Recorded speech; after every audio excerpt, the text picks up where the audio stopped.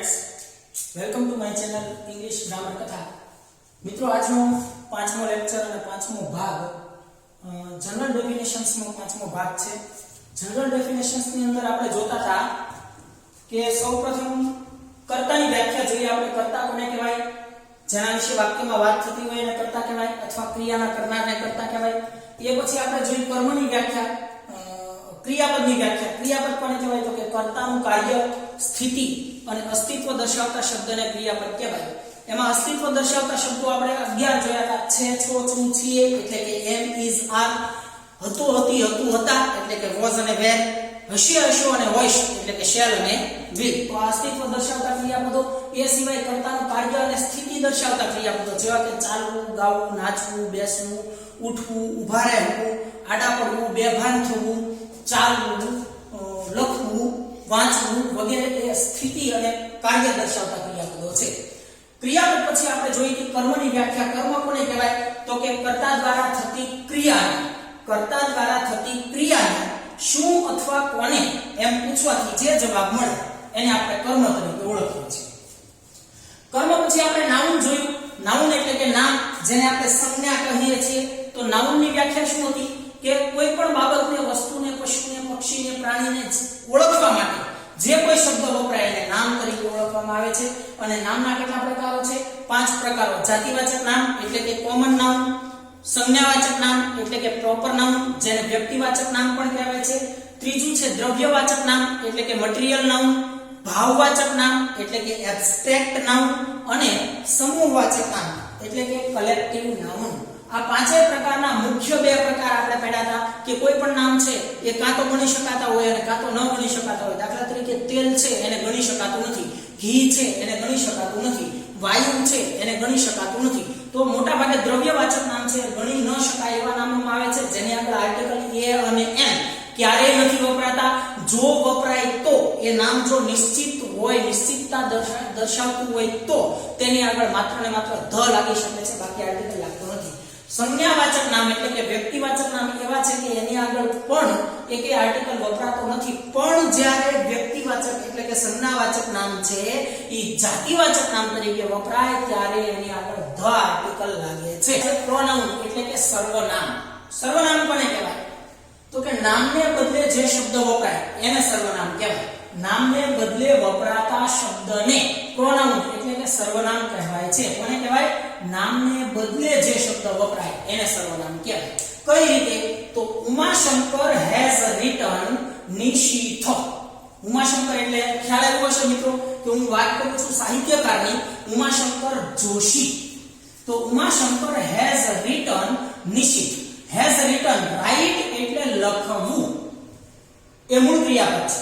પણ અહીંયા રાઇટ ને en પ્રત્યય ten એ દેવડાય છે અને en પ્રત્યય લગાડેલો છે, મતલબ કે આ મૂળ ક્રિયાપદ નથી. તો કયું છે? ing વાળું ક્રિયાપદ એ પણ નથી, to વાળું ક્રિયાપદ એ પણ નથી. તો આ કયું છે? કાં ભૂતકાળનું રૂપ છે અથવા તો ભૂતકૃદંતનું રૂપ છે.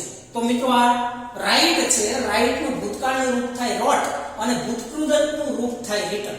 જો એ યાદ ન રહે તો કઈ રીતે ઓળખવું કે આ ભૂતકાળનું રૂપ છે અથવા તો ભૂતકૃદંતનું રૂપ છે?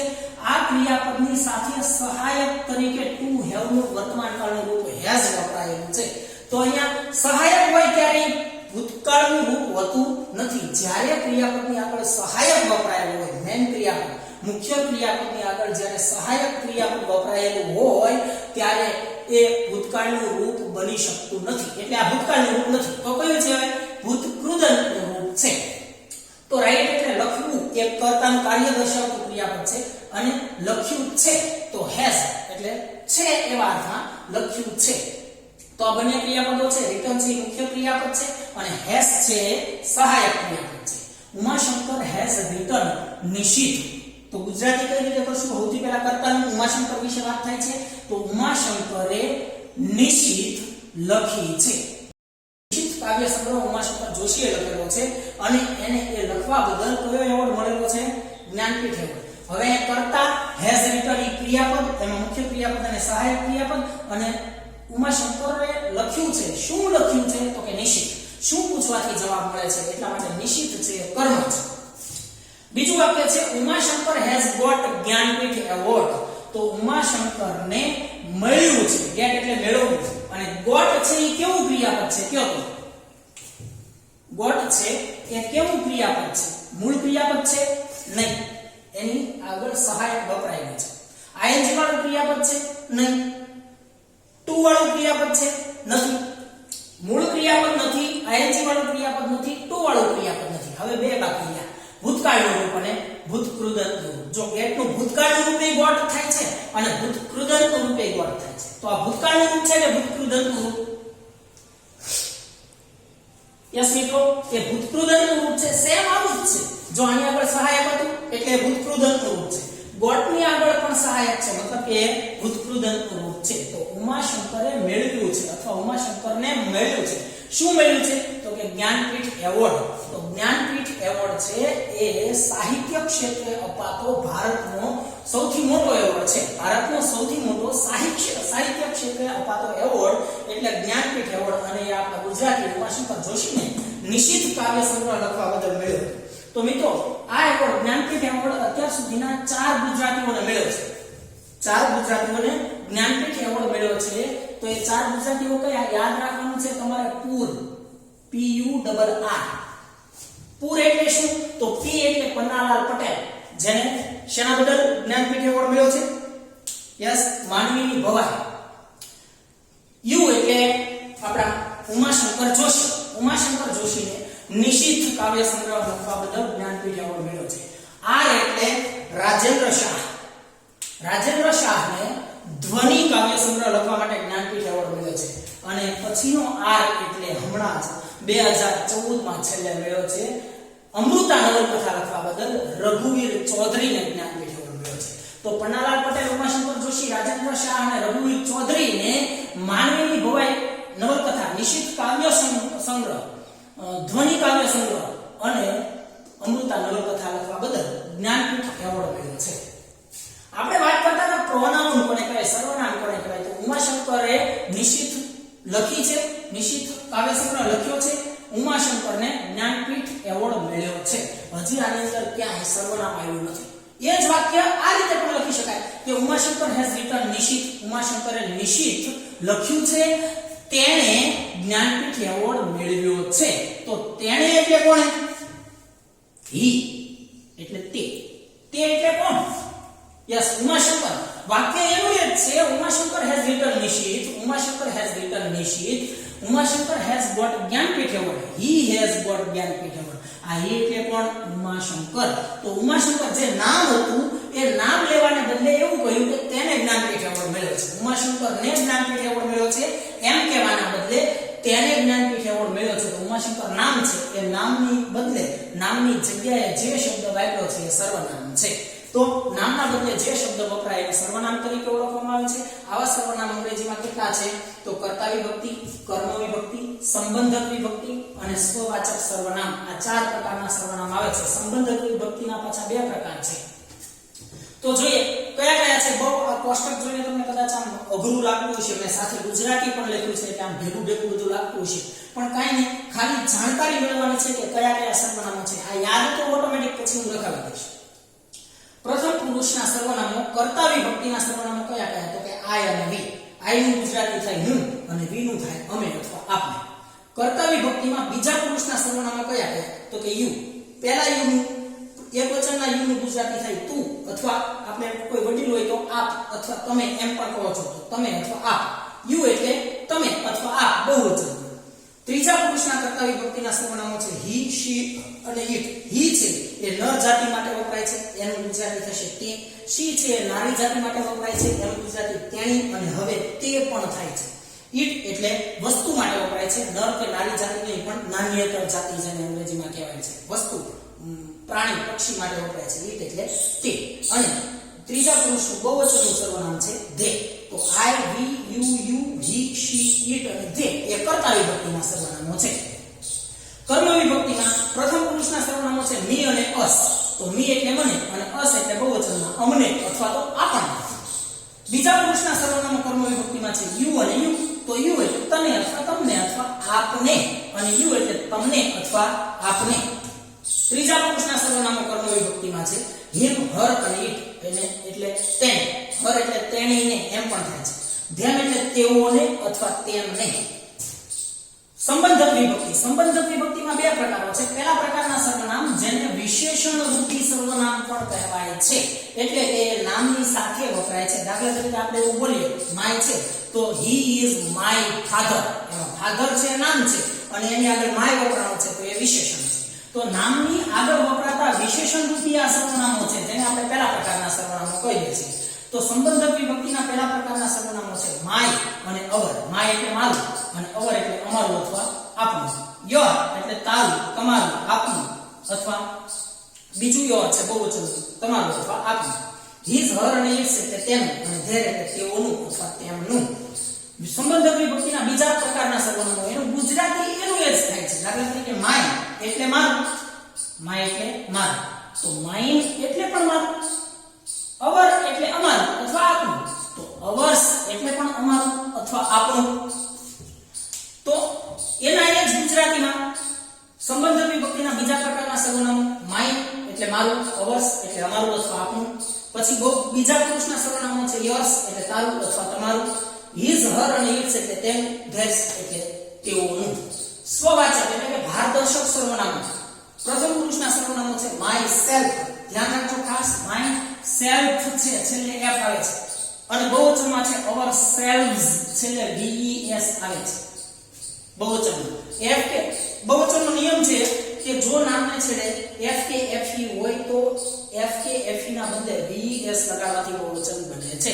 દાખલા તરીકે thief એટલે ચોર, એક ચોર, અને thief નું બહુવચન થાય thieves, ves આવશે છેલ્લે f ની જગ્યાએ. thieves એટલે ચોર, એક કરતા વધારે ચોર. yourself એટલે તારી જાતે, yourselves એટલે તમારી જાતે. himself, herself અને itself. જો એકવચનમાં બધી સેલ્ફ લાગે છે f અને બહુવચનમાં selves લાગે છે એટલે ખાસ યાદ રાખજો. yourself છે અને અહીંયા yourselves છે. અહીંયા himself, herself, itself અને themselves. હવે આ છેલ્લી વિભક્તિને સ્વવાચક સર્વનામોને વિદ્યાર્થીઓ કંઈક આ રીતે યાદ રાખતા હોય છે કે આ બને છે કઈ રીતે, તો કે પાછળ સેલ્ફ અને સેલ્વ્સ લગાડવાનું. એકવચનમાં સેલ્ફ લગાડવાનું અને બહુવચનમાં સેલ્વ્સ લગાડવાનું. કોની પાછળ લગાડવાનું, તો અહીંયાથી શોધે છે માય છે તો આ સંબંધક વિભક્તિના પહેલા પ્રકારના સર્વનામો છે. તો માય છે એનું માય સેલ્ફ થાય, તો અહીં અવર છે એનું અવર સેલ્વ્સ થાય. યોર છે તો એનું યોર સેલ્ફ થાય અને યોર છે તો એનું યોર સેલ્વ્સ થાય. પણ હવે અહીંયાથી જુઓ મિત્રો, અહીંયા હિઝ નું હિઝ સેલ્ફ નથી એટલે આવી ભૂલ પડવાની શક્યતા છે. ધેર છે તો એનું ધેર સેલ્વ્સ નથી. એટલે યાદ રાખજો મિત્રો, પ્રથમ અને બીજા પુરુષના સર્વનામોને સંબંધક વિભક્તિ પ્રમાણે લઈ અને એને સેલ્ફ કે સેલ્વ્સ લગાડવાના છે. પરંતુ ત્રીજા પુરુષના સર્વનામોમાં કર્મ વિભક્તિના સર્વનામો લેવાના છે અને એને સેલ્ફ કે સેલ્વ્સ લગાડવાનું છે. કર્મ વિભક્તિમાં હિમ છે તો એને સેલ્ફ, હિમસેલ્ફ. હર છે તો હર સેલ્ફ અને ઇટ છે તો ઇટ સેલ્ફ. પછી બહુવચનમાં ધેમ છે તો ધેમ સેલ્ફ. તો આ થઈ ગયા આપણા સર્વનામો. તો આ સર્વનામો છે નામની બદલે વપરાતા રહેતા હોય છે. આ સિવાયના ધેટ, હુ, which ઘણા બધા અનિશ્ચિત સર્વનામો છે, પ્રશ્નાર્થક સર્વનામો છે, પણ મોટા ભાગે વપરાતા સર્વનામો ખાસ અગત્યના કર્તા વિભક્તિ, કર્મ વિભક્તિ અને સંબંધક વિભક્તિના છે. હવે પ્રશ્ન એવો થશે કે યુ છે તો 1, 2, 3 અને 4 જગ્યાએ જોવા મળે છે. વાક્યની અંદર જ્યારે યુ આવશે ત્યારે કેમ ખબર પડશે કે એ યુ છે એ કર્મ વિભક્તિનું છે કે કર્તા વિભક્તિનું? તો મિત્રો વાક્ય છે કે આ રીતે બને છે. સૌથી પહેલા એમાં કર્તા આવે છે, કર્તા પછી ક્રિયાપદ આવે છે અને ક્રિયાપદ પછી કર્મ આવે છે અને કર્મની પછી અન્ય શબ્દો આવે છે. તો કર્તા અને કર્મ ક્યાં છે જુઓ તો ક્રિયાપદની આ બાજુ કર્તા છે અને ક્રિયાપદની પહેલી બાજુ કર્મ છે, મતલબ કે વચ્ચે ક્રિયાપદ છે. તો ક્રિયાપદની પહેલા જ્યારે યુ આપેલું હોય તો એ કર્તા વિભક્તિનું યુ ગણાય અને ક્રિયાપદની પછી જ્યારે યુ આપેલું હોય તો એ યુ છે એ કર્મ વિભક્તિનું ગણાશે. હી, શી અને ઇટ, એમાં ઇટ છે એ બંને જગ્યાએ છે. જો ઇટ અહીંયા છે અને કર્મ વિભક્તિમાં છે. તો ક્રિયાપદની પહેલા ઇટ આપેલું હોય તો કર્તા વિભક્તિનું ગણવાનું, ક્રિયાપદની પછી ઇટ આપેલું હોય તો કર્મ વિભક્તિનું ગણવાનું. એકવચન અને બહુવચન એ તો તમને ખ્યાલ આવી જશે. એકવચન કોઈ વ્યક્તિ વિશે વાત થતી હોય, સામેનો વ્યક્તિ છે એક જ હોય તો એને એકવચનનું યુ ગણવાનું છે, એકથી વધારે હોય તો એને બહુવચનનું યુ ગણવાનું છે. પણ એકવચનનું યુ ગણો કે બહુવચનનું યુ ગણો એની સાથે ક્રિયાપદ જે આવશે એ જ આવશે. દાખલા તરીકે એમ ઇઝ અને આર એમાં યુ એકવચનમાં હોય તો એની સાથે આર વપરાય છે અને બહુવચનનું યુ હોય તો એની સાથે આર વપરાય છે એટલે એનો પ્રશ્ન રહેશે નહીં. હવે જુઓ તો યોર છે એકવચન અને બહુવચન બંનેમાં છે તો એકવચન અને બહુવચનમાં બંનેમાં યોર ફાધર તો એકવચન છે અને યોર ફ્રેન્ડ્સ તો એ બહુવચન છે. યોર ફ્રેન્ડ એ એકવચન છે અને યોર ફ્રેન્ડ્સ એ બહુવચન છે. યોર ટોય એ એકવચન છે. યોર ટોયઝ એ બહુવચન છે. હિઝ હર અને ઇટ્સ એમાં છે કોમન કઈ? હા હર છે. હર કર્મ વિભક્તિમાં છે અને સંબંધક વિભક્તિના પહેલા પ્રકારમાં પણ હર છે. અહીંયા તો હર્ષ છે એટલે તો ખબર પડી જશે. તો હર છે એ કર્મ વિભક્તિમાં છે અને સંબંધક વિભક્તિમાં છે. તો કર્મ વિભક્તિનું હર શું અથવા કોને પૂછવાથી જવાબ મળે? હર તેણીને. તો એ કર્મ વિભક્તિનું છે અને હરની સાથે જો કોઈ નામ વપરાય હોય કારણ કે આ સર્વનામો કયા છે? પહેલા પ્રકારના સંબંધક વિભક્તિના પહેલા પ્રકારના સર્વનામો જેને વિશેષણ રૂપી સર્વનામો કહેવાય. એટલે વિશેષણ એટલે એની સાથે નામ વપરાયેલું હોય. નામના અર્થમાં વધારો કરતા શબ્દને વિશેષણ કહેવાય. તો અહીંયા હર છે એની સાથે જો નામ વપરાયેલું હોય હર મધર, હર ફ્રેન્ડ, હર ક્લાસ, હર બેગ, હર પેન, હર ટેબલ, હર બોર્ડ, હર પર્સ, હર કાર વગેરે હરની સાથે કોઈ પણ નામ વપરાયેલું હોય તો એ સંબંધક વિભક્તિનું પહેલા પ્રકારનું એટલે કે વિશેષણ રૂપી સર્વનામ છે એમ ગણવાનું. જો કોને પૂછવાથી જવાબ મળતો હોય તો એ કર્મ વિભક્તિનું સર્વનામ છે એમ ગણવાનું રહેશે. હવે છે કે આ ઇટ્સ છે એકવચનનું ઇટ્સ સંબંધક વિભક્તિના પહેલા પ્રકારમાં ઇટ્સ અને સંબંધક વિભક્તિના બીજા પ્રકારમાં ઇટ્સ છે એટલે કે વિશેષણમાં ઇટ્સ છે. તો ઇટ્સ છે એની સાથે નામ વપરાયેલું હોય તો ઇટ્સ છે એ વિશેષણ કહેવાય. તો એને પહેલા પ્રકારનું સર્વનામ ગણવાનું છે અને ઇટ્સ છે એની સાથે જો નામ ન હોય તો એને બીજા પ્રકારનું સર્વનામ ગણવાનું છે. એટલે પહેલા પ્રકારના સર્વનામો એવા છે કે એની સાથે નામ વપરાયેલ હોય છે. બીજા પ્રકારના સર્વનામો એવા છે કે એની અંદર જ નામનો સમાવેશ થઈ જાય છે. દાખલા તરીકે this is my pen. This is my pen. My pen તો માય ની સાથે પેન એવો શબ્દ વપરાયો છે. પેન છે એ નામ છે જાતિવાચક નામ. તો આનું પ્રોપર નામ સંજ્ઞાવાચક નામ કયું? White board marker Flair pen. Flair એનું નામ છે. ફ્લેર છે એ સંજ્ઞાવાચક નામ છે. તો પેન છે એ જાતિવાચક નામ છે. માય પેન માય ની સાથે નામ વપરાયું એટલે માય છે એ સંબંધક વિભક્તિનું પહેલા પ્રકારનું સર્વનામ છે. વિશેષણ રૂપી સર્વનામ છે. એવું બોલવામાં આવે કે this is my pen. Where is yours? આ મારી પેન છે. તારી ક્યાં છે? તો તારી મતલબ તારી પેન ક્યાં છે? તો તારી ની અંદર પેન નો પણ સમાવેશ થાય છે. This is my pen. Where is yours? Yours એટલે તારી મતલબ તારી પેન. તો યોર્સ ની અંદર પેન નો પણ સમાવેશ થાય છે. એની સાથે પેન અલગથી વપરાતું નથી. એમ ન કહેવાય કે this is my pen. Where is yours pen એવું બોલાતું નથી. એ ખોટું પડે છે. તો યોર્સ એટલું જ બોલે છે એની અંદર પેન આવી ગયું છે તો એ પોતે નામ બની જાય છે. એની અંદર જ નામનો સમાવેશ થઈ ગયેલો છે. સારું મિત્રો તો આટલે સુધી રાખીએ. સર્વનામ છે તમને વ્યવસ્થિત રીતે સમજાઈ ગયા છે. 22 લેંગ્વેજ માન્ય છે એ માન્ય ભાષાઓમાં સાહિત્ય ક્ષેત્રે અપાતો ઇન્ડિયાનો સૌથી મોટો એવોર્ડ એટલે જ્ઞાનપીઠ એવોર્ડ આપણા ગુજરાતી ઉમાશંકર જોશીને મળ્યો છે. શું લખવા બદલ?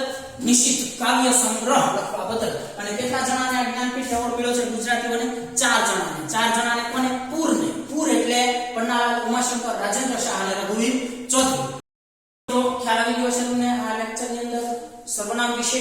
આવતા લેક્ચરમાં આપણે જે વિશેષણ અને ક્રિયા વિશેષણ બેઝિક બે વ્યાખ્યાઓ હજી બાકી છે એ લઈશું અને પછી આપણું કામ આગળ વધારીશું. આ બેઝિક ઘણું બધું તમને એવું લાગશે કે આ કેટલું બધું શીખવાનું છે.